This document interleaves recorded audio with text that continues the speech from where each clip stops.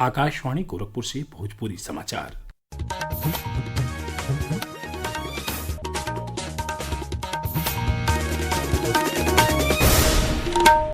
नमस्कार, समाचारन के साथे हम वेद प्रकाश पाठक।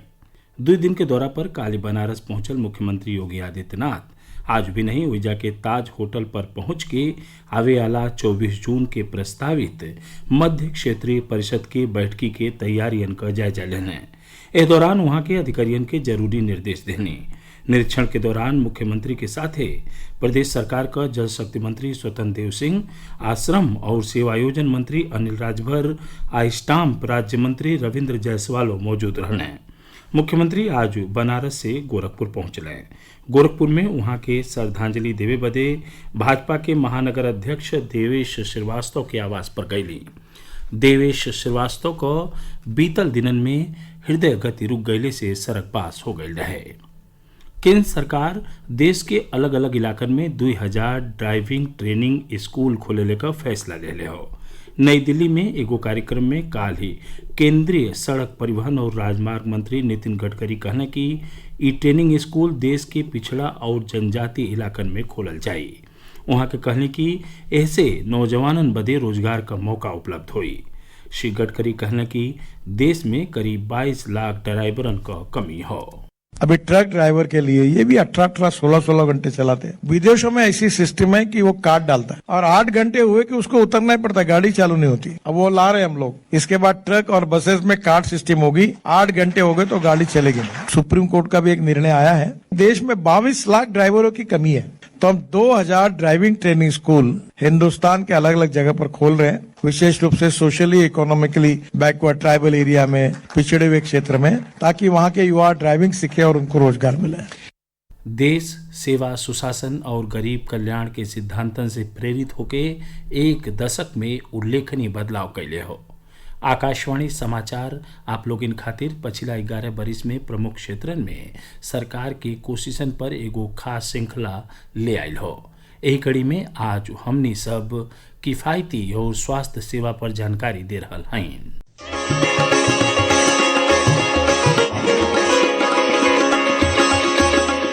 आयुष्मान भारत जैसी प्रमुख पहलों ने लगभग 55 करोड़ लोगों को वित्तीय सुरक्षा प्रदान की है, जबकि आयुष्मान वय वंदना योजना के अंतर्गत 70 वर्ष और इससे अधिक आयु के सभी वरिष्ठ नागरिकों को स्वास्थ्य सुविधाओं का लाभ दिया गया है। आयुष्मान भारत डिजिटल मिशन ने स्वास्थ्य सेवा वितरण को आधुनिक बनाया, जिसके अंतर्गत 78 करोड़ से अधिक आयुष्मान भारत स्वास्थ्य खाते बनाए गए हैं। इसके अलावा पीएम आयुष्मान भारत स्वास्थ्य अवसंरचना मिशन के अंतर्गत स्वास्थ्य सेवा के बुनियादी ढांचे का तेजी से विस्तार हुआ है। पूर्वोत्तर में असम में पहले एम्स सहित कई राज्यों में एम्स की स्थापना और विस्तार विकेंद्रीकरण और चिकित्सा शिक्षा के लिए सरकार की मजबूत प्रतिबद्धता को दर्शाता है। सरकार ने कोविड-19 महामारी के दौरान पहला मामला दर्ज होने से पहले हवाई अड्डों पर स्क्रीनिंग से लेकर वैक्सीन टास्क फोर्स का गठन और तुरंत देशव्यापी लॉकडाउन लगाने तक त्वरित और साहसिक कदम उठाए। इसके अलावा कोविन प्लेटफॉर्म के माध्यम से सुचारू रूप से वैक्सीन वितरण सुनिश्चित किया गया। 220 करोड़ से अधिक खुराकें दी गई, जबकि ई संजीवनी ने टेली कंसल्टेशन को सक्षम बनाया, जिससे मरीज घर से चिकित्सकों से जुड़े रहे। विष्णु की रिपोर्ट के साथ समाचार कक्ष से मैं सरफिरोजी। उत्तर प्रदेश बीएड संयुक्त प्रवेश परीक्षा का नतीजा जारी हो गई हो। प्रदेश का उच्च शिक्षा मंत्री योगेंद्र उपाध्याय लखनऊ के डॉक्टर राम मनोहर लोहिया राष्ट्रीय विधि विश्वविद्यालय में नतीजा जारी कईल गईले का औपचारिक जानकारी देना है। वहाँ के बतौने की परीक्षार्थी अपने यूजर आईडी और पासवर्ड से बीएड प्रवेश परीक्षा का नतीजा ऑनलाइन देख सकें। प्रवेश परीक्षा में पहला जगह मिर्जापुर का सूरज कुमार पटेल के मिलल हो। श्री उपाध्याय बतौना की प्रवेश परीक्षा कुल 3,04,439 अभ्यर्थी देहले रहने, जेमे से 3,04,980 अभ्यर्थी काउंसलिंग का पात्र घोषित कईल गईल हमें। प्रदेश के करीब सज्जो पूर्वी जिलन में आज भी नहीं से आसमाने में बादल छौले हवे। कुछ जगहन पर बूंदाबांदी से लेके हल्का है बरखा भइले का खबरी हो। गोरखपुर और एकरे लगे के इलाकन में भी नहीं के रिमझिम बरखा के बादे बादरन के बीचे से घाम निकलल, जेकरे नाते उमस बढ़ गईल। मौसम विभाग के मुताबिक बरखा का वायुमंडलीय परिस्थिति बनल बा। अगला 48 घंटा के दौरान कई जगहन पर गरज चमक के साथे हल्लुक से मध्यम बरखा भइले का पूर्वानुमान हो। समाचार पूरा भइल। नमस्कार।